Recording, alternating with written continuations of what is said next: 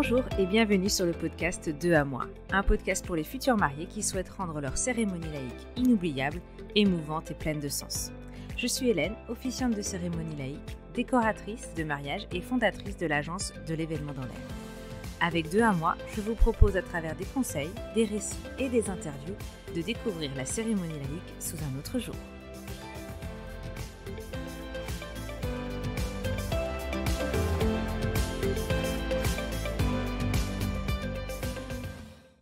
Bonjour et bienvenue dans ce nouvel épisode du podcast 2 à moi. Dans cet épisode, nous allons parler du point de départ, de l'organisation de votre mariage et de votre cérémonie et de pourquoi c'est important de ne jamais le perdre de vue.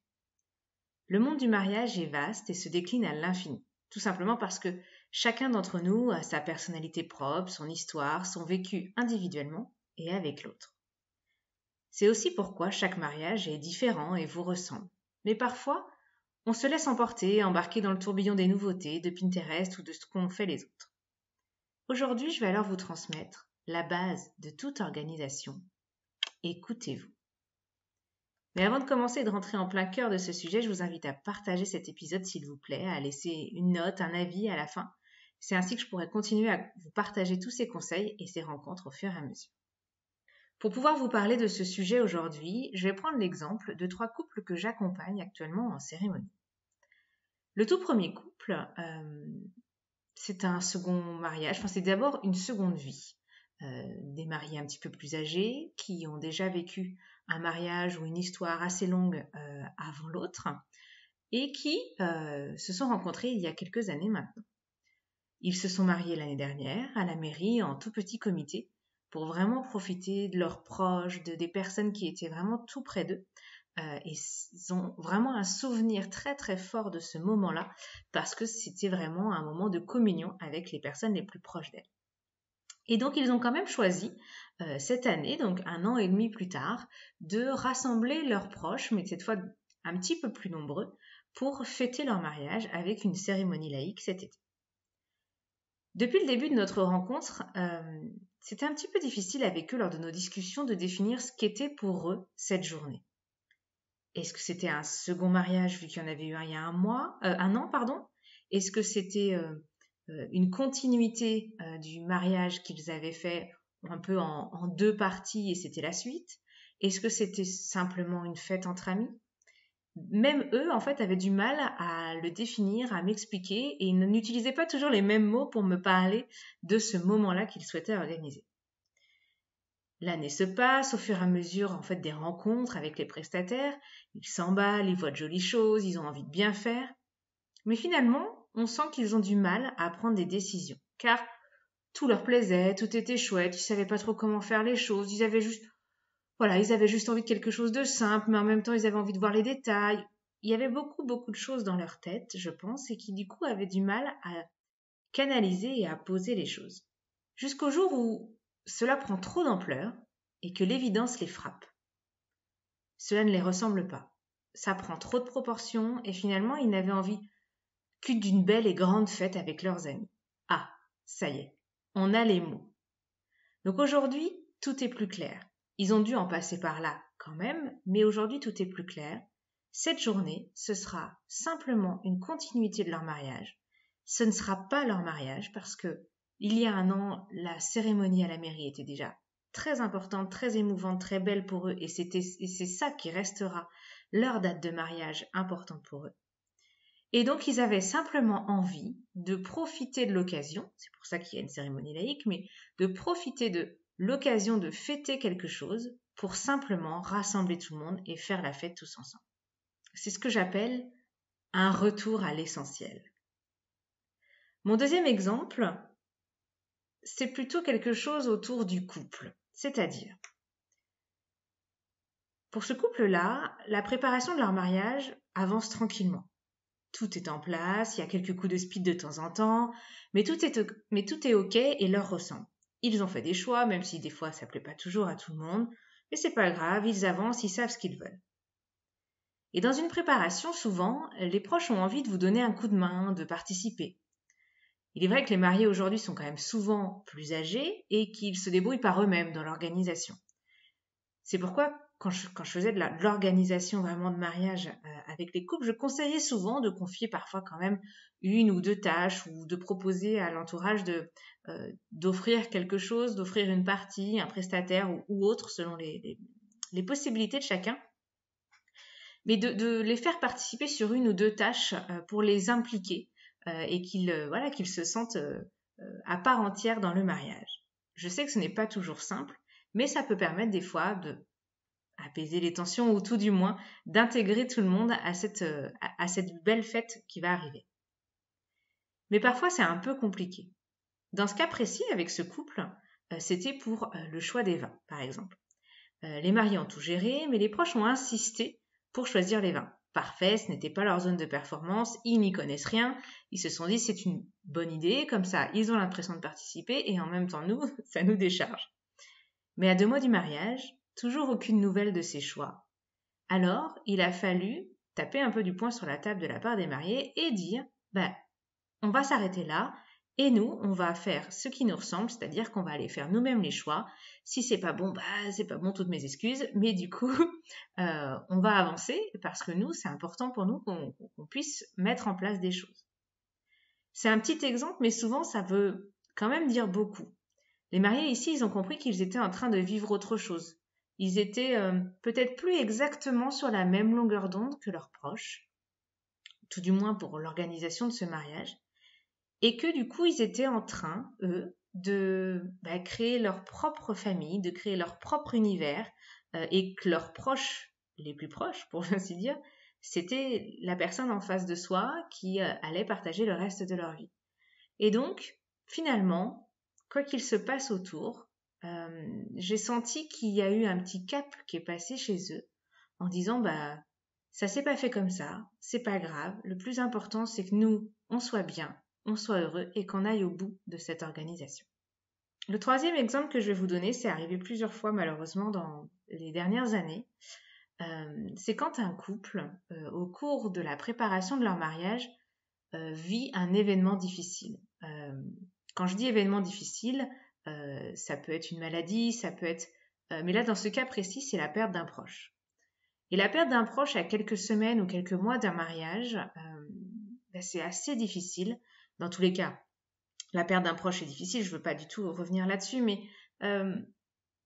c'est difficile de se replonger, après de rebondir et de se replonger dans ce côté festif et joyeux du mariage. Et quand, comme dans ces cas-là, c'est des personnes vraiment très proches des parents, du coup, la vision du mariage n'a plus du tout la même. Les codes qu'on s'était donnés avec ses parents autour de soi sur cette journée-là ne sont plus du tout les mêmes. Et alors, c'est difficile parfois de prendre le recul ou de se dire on va quand même avancer et reprendre du poil de la bête et remettre un peu de joie dans tout ça pour essayer d'avancer. Mais c'est souvent aussi dans ces moments où vous êtes au pied du mur que ça vous oblige à repenser votre quotidien, votre façon de faire, vos projets, vos envies, la relation que vous avez avec vos autres proches, les choses que vous vous dites. Et souvent, c'est des moments où les détails vous paraissent tellement futiles. Le grand-oncle par alliance qu'on n'a pas vu depuis 25 ans qui ne peut pas venir, c'est pas grave. La couleur du ruban de la bonbonne caché au fond du meuble de la salle n'est pas le même que celui sur le bouquet de la petite demoiselle d'honneur. Je fais exprès, j'exagère, mais vous comprenez un peu cette idée. Le prestataire qui vous annonce qu'il est en rupture d'un produit, ou bon, ça arrive rarement, mais ça peut arriver. Et en fait, c'est pas si grave. C'est quoi l'important? Si le plus important, c'était pas simplement votre union et le partage avec vos proches. Voilà 3 exemples, 3 histoires que j'accompagne cette année dans la préparation de leur cérémonie laïque. Chacun à leur façon, la préparation de ce mariage leur a appris sur eux, sur leur couple, sur leurs envies. Et j'ai l'impression que cette préparation, en fait, ils en sortent grandis. Alors, je dis pas qu'il faut que vous viviez tous ça pour évoluer et grandir, bien sûr. Mais ça, pour eux, en tout cas, ça a été comme un rite de passage pour rendre leur engagement encore plus fort et du coup encore plus essentiel. Mais essentiel de différentes façons. Essentiel pour eux de s'unir, de partager le bonheur, la joie avec leur entourage, mais aussi l'essentiel d'être revenu à quelque chose d'assez simple, assez basique, qui est l'amour entre eux et l'engagement et l'union. Ce mot essentiel, je viens de vous partager un peu l'histoire de ces futurs mariés et de leur propre définition de l'essentiel, en tout cas la façon dont ça s'est caractérisé pour eux. Mais pour moi, la première fois que ce mot a résonné en moi, c'était en 2020. Vous me direz, c'est un peu tard. Avant ce moment, le mot essentiel représentait du matériel, le strict nécessaire, l'essentiel pour vivre, ce dont j'avais besoin au plus proche de moi en fait. C'était aussi synonyme du Covid et des activités non essentielles dont je faisais partie. Bref, c'était un mot important, mais un mot comme les autres. Et puis j'ai rencontré un couple. Vous me direz, toutes mes histoires commencent par un couple. Hein. Beaucoup. J'apprends beaucoup d'eux. Donc un couple dont leur discours tournait autour de leurs essentiels. Il m'a fallu un petit temps pour comprendre quels étaient leurs essentiels pour eux. Et leurs essentiels dont ils tenaient comme à la prunelle de leurs yeux, leurs essentiels qu'ils chérissaient, qu'ils faisaient passer avant tout, qui les accompagnaient au quotidien, dans chaque moment de doute ou de joie, c'était leur famille, leurs amis. Leurs essentiels, c'était des personnes. Et j'ai découvert alors un autre regard, une autre façon de créer son cercle autour de soi. Parce qu'il n'y a pas que la famille qu'on a depuis l'enfance. Il y a aussi et surtout, avec les années, la famille qu'on se crée, qu'on se choisit. Cela peut paraître un peu bateau dit comme ça, c'est une phrase qu'on entend souvent, que je dis même parfois dans les cérémonies, pardonnez-moi. Mais aujourd'hui, je sais vraiment ce que ça veut dire. Au fur et à mesure de notre vie, je pense que vous serez prêts à en témoigner, on nous apprend à gagner en autonomie, à prendre notre envol, à faire nos propres choix, à les assumer, etc. Bref, à devenir adulte et responsable, comme on dit. Et pendant des années, j'ai cru que je l'étais, grande, adulte. Mais finalement, le cap s'est fait il y a peu. Enfin, c'est fait. Il y a toujours des améliorations. Mais il s'est fait il y a peu quand j'ai pris conscience qu'aujourd'hui, ma famille, c'était avant tout celle que je me suis choisie et avec laquelle je m'entoure au quotidien. Plus rien d'autre n'avait plus d'importance qu'eux, et à présent, quoi qu'il se passe et où qu'on soit, on sera ensemble. Et c'est la même chose pour le mariage. Oubliez les normes, les codes que la société nous impose, ou tout du moins, prenez le temps de découvrir ce qui vous ressemble vous, au plus profond de vous-même et de votre couple. S'il y a finalement après cette réflexion des codes qui vous correspondent et qui vous parlent, aucun problème bien sûr. Mais prenez le temps de réfléchir individuellement et en couple, qu'est-ce qui vous parle, qu'est-ce qui vous ressemble. Parce que nombreux sont ceux qui s'engagent dans le mariage avec une idée, une image bien précise de leur journée de fête. Mais souvent, le mariage se prépare sur 1 ou 2 ans à l'avance, un temps nécessaire pour tout préparer en amont, mais aussi un temps assez long pour parfois se faire embarquer dans des univers infinis ou vivre des situations inédites, comme je l'ai expliqué plus haut. Et au fur et à mesure de vos rencontres, avec vos prestataires, moi y compris, on vous explique comment ça se passe en général, on vous donne de nombreux conseils, des choses qui fonctionnent ou non, des choix que vous avez, on vous fait rêver, on vous donne envie d'aller plus loin. Ce n'est pas toujours de notre plein gré, mais avec nos habitudes et ce que nous voyons au quotidien, nous on a envie de plus, on a envie de voir de nouvelles choses, de vous montrer ce qu'on peut faire, et parfois, on s'emballe et vous avec nous. Et puis il arrive à un moment où vous dites stop. Et c'est souvent peut-être vous qui dites stop. Peut-être que c'est quelque chose à réfléchir pour nous prestataires, de faire attention et d'être aussi, nous, beaucoup plus à l'écoute de vous pour savoir vraiment quelle est votre essence, quel est votre essentiel et qu'est-ce que vous avez envie de ce mariage pour ne pas vous embarquer dans des univers qui ne vous ressemblent pas. Enfin, dans tous les cas, vous dites souvent stop à un moment. Et c'est un moment où vous prenez du recul et vous repensez à votre idée de départ. Si c'est quelque chose que vous ne faites pas, n'hésitez pas à chaque instant de préparation de votre mariage de vous poser un instant et de vous dire qu'est-ce qu'on s'était dit au départ. Une solution peut être peut-être au moment si vous êtes actuellement en tout début de la préparation, prenez un cahier, prenez un carnet, quelque chose et notez vos premières idées, vos émotions, qu'est-ce que vous avez envie de vivre, l'ambiance et gardez ça bien de côté. Puis une fois de temps en temps, tous les mois, tous les 3 mois, 4 mois, peu importe, replongez-vous-y dedans et voyez si vous êtes toujours sur la même longueur d'onde. Et donc, quand vous revenez à cette image que vous aviez du mariage au début de votre aventure, vous revenez à l'essentiel. à l'essence même de votre union, de votre amour. Et c'est là que la magie opère. Parce que du coup, tous vos choix vont se faire en fonction de ça, en fonction de ce que vous avez au plus profond de vous-même.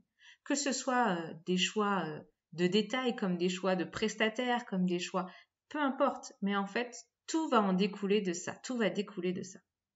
Parce qu'au fond, le mariage, c'est surtout à deux, dans vos cœurs, dans votre intimité, dans votre amour, juste tous les deux. Alors faites ce qui vous parle, même si cela n'a rien à voir avec les autres mariages, car si on revient à l'essentiel, cette journée de mariage, c'est l'union de deux personnes qui s'aiment. Rien de plus, rien de moins.